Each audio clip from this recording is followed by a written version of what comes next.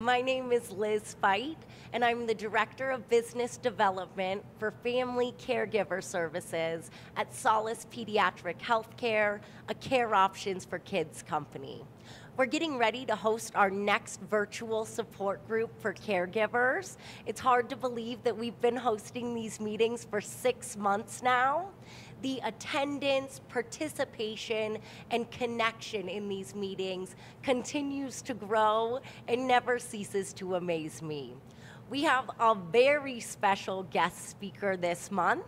It's my pleasure to introduce you to Chris Layne from the Lockwood Foundation.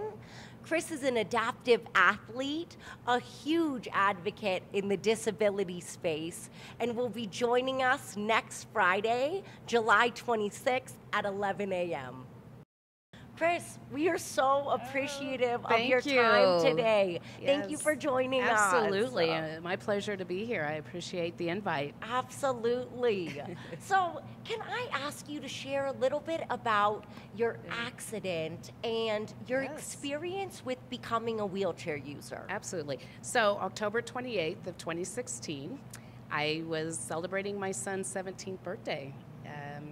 He wanted to go, him and 4 other boys. There were 4 boys total, 17-year-olds that wanted to go rock climb in Clear Creek Canyon, which is right outside of Golden as you're going up to the tunnel to the casinos. Right. Tunnel 2, that's where I was. That's where we were. I was reaching for my son's hand, and as I was about ready to grasp onto his hand, my feet were slipping, and I fell 80 feet down Clear Creek Canyon. As I went down, I'm a nurse. I've been taking care of patients my whole adult career life. Yeah. And as soon as I hit the bottom of the canyon, I became paralyzed and I became a patient. So it was just one slip. You just never know. Yeah. You're out having a good time, and it just happened to be me on October 28th of 2016. Wow. And as soon as I hit the bottom of that canyon and broke my T6 vertebrae, I became a wheelchair user. And it doesn't mean it's a bad thing. It's a great thing. My wheelchair is my independence. I love my wheelchair. It's an actual love-love relationship. It is not a love-hate it took me until I accepted my paralysis and my disability and that I will never walk again. That's what it took to finally fall in love with my wheelchair and be like, these are my legs. Yeah. I can't go anywhere without them. I mean, this is our independence, and so matter if you use a cane or a walker or a wheelchair like me, love those.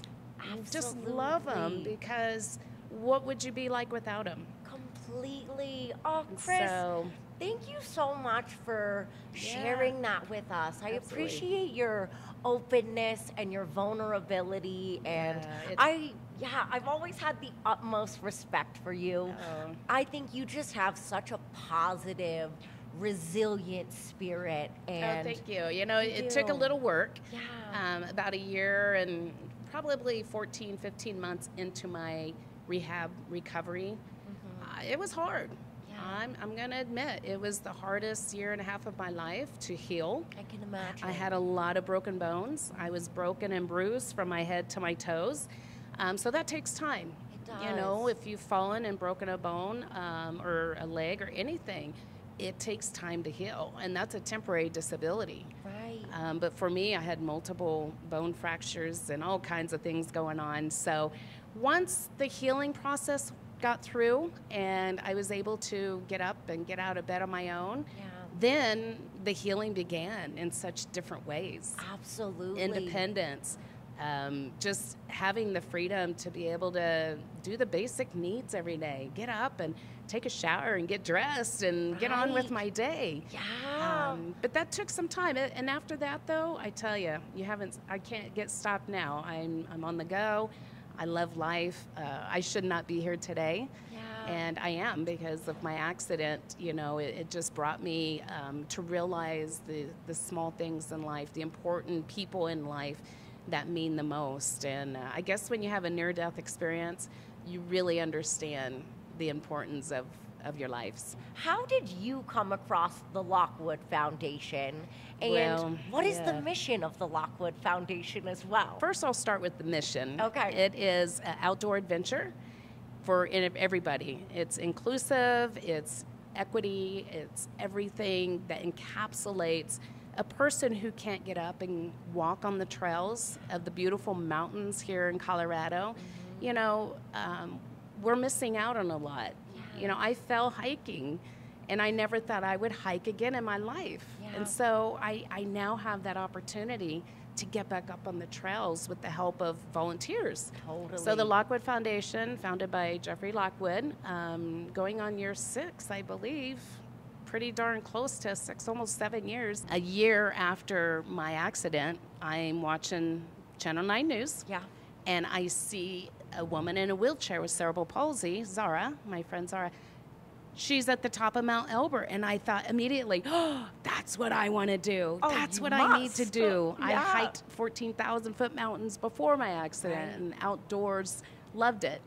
And so I contacted Jeffrey at the Lockwood Foundation, and I told him my story, because we all have a story. Yeah, we do. And I just reached out, and I said, I want to be a part of this. How can I do this?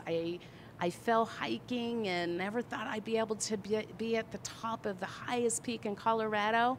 And guess what?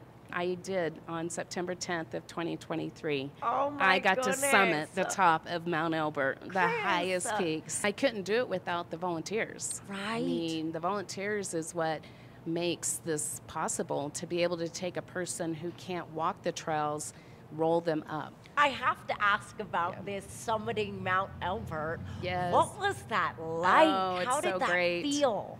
Yeah, if you go on my Ms. Wheelchair Colorado Facebook or Instagram, you can see what I do. I'm a resource. The things that we can do sitting down in a chair, or those that have, limited mobility. There's so much out there for us that it was amazing. To look around and see the beauty up above Denver and Colorado, and to see that again, I brought tears. I was crying. I was just absolutely up there saying, we as a team, we did it. We did it. We made it up here. And had we left camp 20 or 30 minutes later, we wouldn't have been able to summit Mount Elbert. Is that right? Yeah. We would not have made it to the top. There were storms coming in. The weather was looking pretty ominous, and it actually started raining when we were getting close to the top. So we had 20 minutes to enjoy the views, and that's about it. Right there at the top of Mount Elbert. Oh my gosh, but perfect timing. It's like the weather held out for you to have that experience with the Lockwood Foundation. And is making experiences like this a possibility for several individuals with for a many, disability? We take children, we take elderly, we take adults with all different, you name it. If you can't walk the trails, it's something for everybody. So no matter what size or, how old you are, you're all included. It's just something that's pretty amazing. It's very close to my heart. As a board member, I just can't say enough about it. It's outdoor adventure. Oh my goodness. And thank you for sharing that these awesome services are available to all ages and all disabilities, because for Family Caregiver Services at Solace, we also serve individuals throughout their lifespan. And it's just great to know that this resource is available to our families regardless of their age or their need. My goal in life, now that I am disabled, I guess my mission or my passion, I wouldn't say my goal, but my passion in life is to be an advocate for people with disabilities. I became disabled when I hit the bottom of the canyon, and I didn't know what that life was like until now. I'm a wheelchair user, and some people look at that as, I'm sorry, and I look at it as, I love my wheelchair. My wheelchair, it is a love-love relationship. It is my independence. Excited to have you joining us as our guest speaker on Friday, July 26th at 11 a.m. You'll have the opportunity to meet Chris, ask her some questions, learn about the Lockwood Foundation, and how you and your family could be accessing and benefiting from these incredible services. So tune in. July 26th, right? Yep, July Zoom. 26th. I'll be there. Chris is going to be there. I'll be there, and it's going to be Yes. a great group. And come with your questions. I'm an open book. She is. And we Yeah. will also link Chris's information to her social media where you can learn more about the incredible woman she is and the resources she provides the community. Chris, Oh, I can't thank you enough. Yeah, We my can't wait pleasure. to have you join us next week. All right. We'll see you on July 26th.